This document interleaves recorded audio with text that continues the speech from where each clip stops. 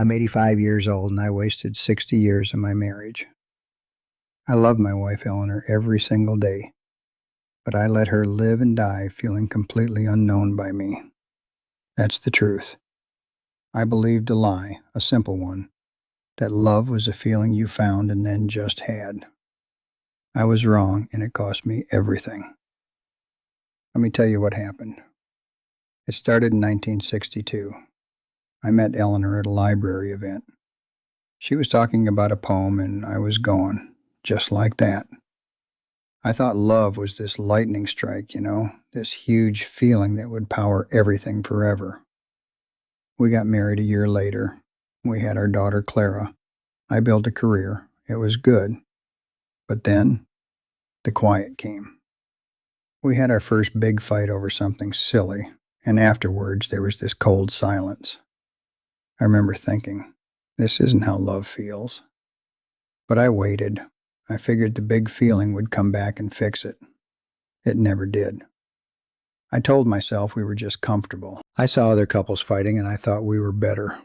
We were polite. We were successful. Eleanor became a famous botanist. I was proud of her. But we were like two nice planets orbiting the same sun, never touching. Then, one spring, Clara brought a friend home from university. His name was Leo. He was an artist. He sat with Eleanor and asked her about her work, and she lit up. I watched them talk and laugh for an hour. I felt so lonely. I was sitting right there, but I was a ghost.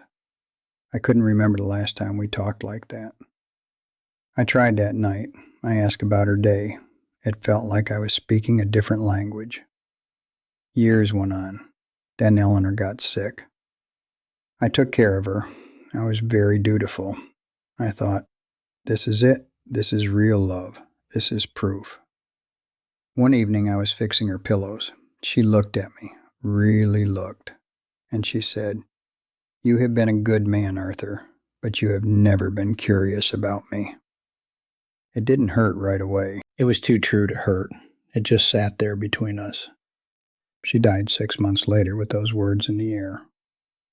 After she was gone, the regret hit me. It was worse than the grief. The house was so loud with all the things we never said. I was in her garden one day trying to care for it, and I realized I didn't know her favorite flower. I'd never asked, not really. I found her journal in her study. It took me a week to open it. I was afraid. But it wasn't angry. It was full of beautiful things. Thoughts about plants, bits of poetry, and then I saw it. She wrote, "I have loved Arthur with a steady heart, but I have spent a lifetime feeling profoundly unknown." I broke, right there on the floor. She had loved me, all that time. And my lie, my stupid belief, had built a wall she lived behind. Clara saved me. She started visiting, asking me real questions. What were you scared of when I was born? What did you dream of building? I didn't have the answers. My voice was rusty, but I tried. At 82, I was finally learning how to let someone know me. It was hard, and it showed me exactly what I'd never given her mother. So I wrote Eleanor a letter. I told her I finally understood. I apologized for not being curious. I told her Clara was teaching me now. I didn't want forgiveness. I just wanted to finally be honest with her. I buried it under the big oak tree in her garden. Now, I practice. I ask my grandson questions. I listen to his answers. I ask the nurse about her life.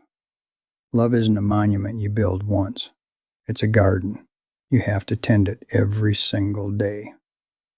The lightning strike was real, but I spent 60 years guarding the ashes, thinking it was the fire. Don't do that. Please. Be curious about the person you love. Ask them something today. Really listen. The years I lost are gone. Don't lose yours. Don't lose yours. You see, after I buried that letter, something in me shifted. It was like I'd finally told the truth to her and to myself. The weight didn't vanish, but it became something I could carry. I started looking at people differently. I'd sit in the garden, and when the nurse, Sarah, came, I'd ask her a real question, not just, "How are you?" but "What was the best part of your week?" The first time she looked surprised.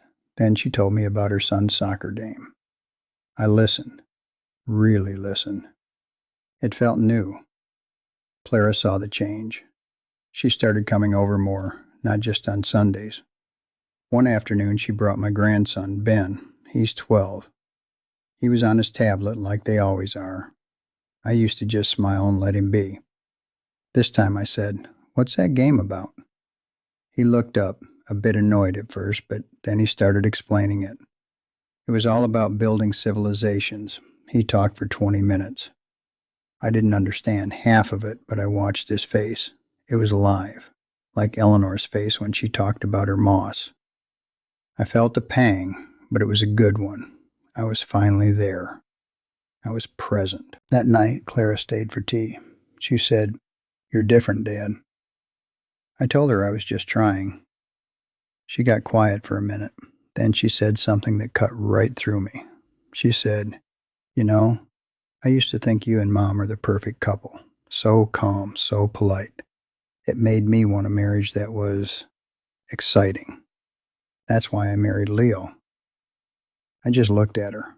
I didn't know what to say. She said, "I was wrong too. I thought love had to be a constant conversation like ours was.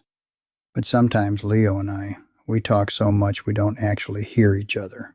We just perform." She shook her head. Mom's journal. When you told me what it said, it scared me. Because I realized I didn't want to be just known. I wanted to be known and loved. Mom had love. She just wanted to be known. I sat with that for a long time. My daughter was teaching me about my own marriage. It was humbling. It also made me think about Leo differently, that young man who made me feel so lonely in my own living room. He wasn't the problem. He was just a mirror. He showed me what was missing. I'd blamed him a little in my head, but the fault was mine. A few weeks later, I had a fall. Just a stupid slip in the bathroom. Nothing broken, but it shook me up. Sarah said I needed more help around the house. They sent a man named David, a caretaker, a few times a week. He was young, strong, quiet. At first, we just exchanged nods. Then I remembered my new rule: be curious. So one day, while he was making lunch, I asked, "What do you do when you're not here, David?" He turned, a bit guarded. "I box," he said. Just that. I asked, "Why?" He put the sandwich down. He told me he grew up angry. Boxing gave him discipline. It gave him peace. We talked for an hour. He showed me videos on his phone. I asked questions. He told me about his dreams of coaching kids. I wasn't just passing time. I was interested. That's when the main realization hit me, full force. It wasn't just about Eleanor. It was about me. I had spent my whole life being a good man, a reliable man, just like she said. But I had been a closed door.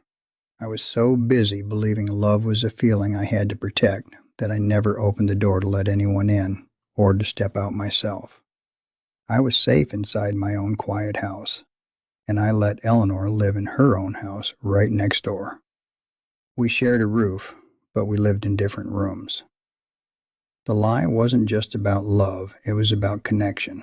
I thought if I avoided the mess of asking, of really talking, I was keeping the peace. But all I was keeping was distance. The cost wasn't just the years with her, it was the years I wasn't really alive. The cost wasn't just the years with her, it was the years I wasn't really alive.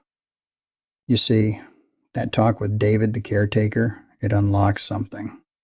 I started having these conversations, real ones, with Clara, with Ben, even with Sarah. But every time I did, it was like a fresh cut, because I'd think, I never did this with Eleanor. I'd ask Ben about his science project and feel a sharp pain. I never asked Eleanor about the germination cycle of a rare fern, not with genuine interest. I'd just nod. Then one rainy Tuesday, it all collapsed. I was in the study. Clara had brought over a box of old photo albums she'd found in her attic. We were looking through them. There was a picture from a vacation we took to the coast, maybe 1978. Eleanor was standing on a cliff, her hair whipping in the wind, looking out at the sea. I was beside her, but I was looking at the camera, smiling a stiff smile. Clara pointed at her mother. What was she thinking about right then, do you think? I stared at the photo. I had no idea. I couldn't remember that moment at all. I couldn't remember the sound of the wind or the smell of the salt air or what we talked about on that walk. I had a perfect, crisp memory of the architectural details of the hotel lobby. But of her, in that moment, nothing. A blank. I don't know, I said, my voice cracked. Clara just looked at me, and her eyes were so sad. Not angry, just sad. It's okay, Dad. But it wasn't. It was the furthest thing from okay.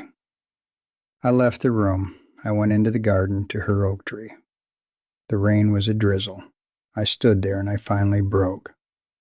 I didn't sob dramatically. I just crumpled. I sat on the wet bench and I cried. It was a quiet, hopeless crying. I thought of that photograph. I thought of a lifetime of photographs. I was in all of them, right next to her.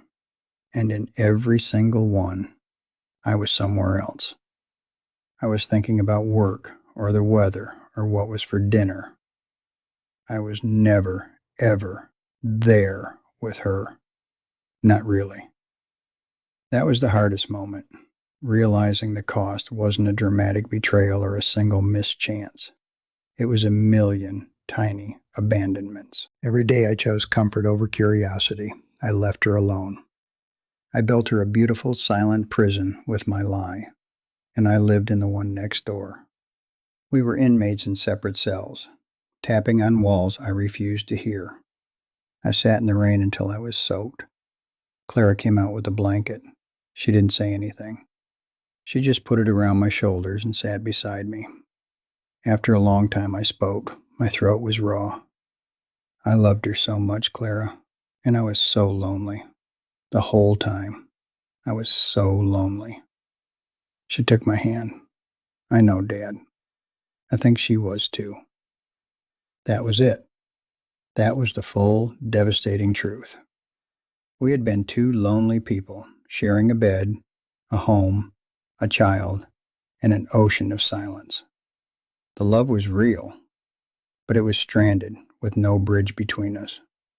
I had believed my job was just to feel it, not to build the bridge every single day. I let the architecture of my career be my masterpiece, and I let the architecture of my marriage be a forgotten, empty shell. I designed buildings meant to last centuries, and I let my love become a ghost in its own house. I designed buildings meant to last centuries, and I let my love become a ghost in its own house. That's the final, terrible truth of my lie. I thought love was a finished structure. You build it once with that initial lightning strike, and then you just live in it. You maintain the roof, paint the walls, but you stop looking at the blueprint. You forget the rooms you never furnished, the windows you never opened. Eleanor and I lived in a beautiful, empty mansion. We had the foundation of that first strike, and we had the daily habit of sharing space. But we never built the interior. We never filled it with the noise of real conversation, the clutter of shared curiosity. I was the caretaker of a monument, not the co-creator of a home. Here's what I learned sitting here at 85. Love is not a noun. It is a verb, and its most important form is to ask. To ask, what are you thinking, and mean it. To ask, what scared you today, or what made you wonder. It's the verb to listen, not just wait for your turn to speak. I thought my silence was respect. It was neglect. I thought my steadiness was devotion. It was a cage. The lie told me that if the feeling was pure at the start, the structure would stand. But feelings are weather. They change. They storm. They are calm. They are sunny and gray. The work, the daily, humble work, is tending the garden in all weathers, not just when the sun of that first feeling is shining. So my advice, especially if you're my age, is this: stop performing. Just be there. You don't have to have profound conversations every day. You just have to show a genuine interest in the profound, ordinary mystery of the person next to you. Ask one real question today. Not how was your day, but tell me one thing you saw today that I didn't see. And then listen. Don't fix, don't advise, don't relate it back to yourself. Just receive it. It's a gift. That's the brick. That's the single brick of the real home. And you have to lay them, one by one, every day. If you've been quiet for 40 years, the first question will feel strange. Your voice will crack like mine did. Do it anyway. The second one will be easier. Don't trade the comfort of silence for the tragedy of distance. The quiet you're so proud of isn't peace. It's just a very quiet loneliness. And there is hope. It's not the hope of rewinding time. I can't get those years with Eleanor back. That sorrow is permanent. But the hope is in this. It is never, ever too late to start being alive. I started at 82. I am more alive now in these last 3 years of practicing curiosity than I was in the 60 that came before. My relationship with my daughter has a depth I never dreamed possible. I know my grandson. I connect with my caretaker, David. The capacity to connect, to be curious, it doesn't rust. It just gets dusty from disuse. You can polish it today, right now. You still have time. Maybe not decades, but you have this afternoon. You have this evening. Now is enough. Now is the only place where love, the real verb of it, can ever actually live. That's why I'm telling you this. Not to burden you with my regret, but to hand you a key. The key is a question. It's that simple. So please, take this from an old man who learned too late. Be curious. Unearth the magnificent, changing person you love every single day you are given. If this story has found you, if it echoes in some quiet room of your own life, then perhaps you could do a few things for me. First, if you're watching this, consider subscribing to this channel. It's called Lessons at Dusk, and it's a place for stories like mine, not to dwell on regret, but to pass on the wisdom we've paid for in years, so you might pay a little less. Turning on notifications means you won't miss the next story, which might be the one you need to hear. If this resonated with you, a like helps others who might be living inside the same lie find their way to it. But most importantly, I'd ask you to comment. Tell me, what is one question you wish you'd asked, or one you're glad you did? Or simply, what did my story make you think about? That conversation right there in the comments is a small act of the very curiosity I'm talking about. And if you know someone, a partner, a parent, a friend, who might be living in a quiet house of their own making, please share this with them.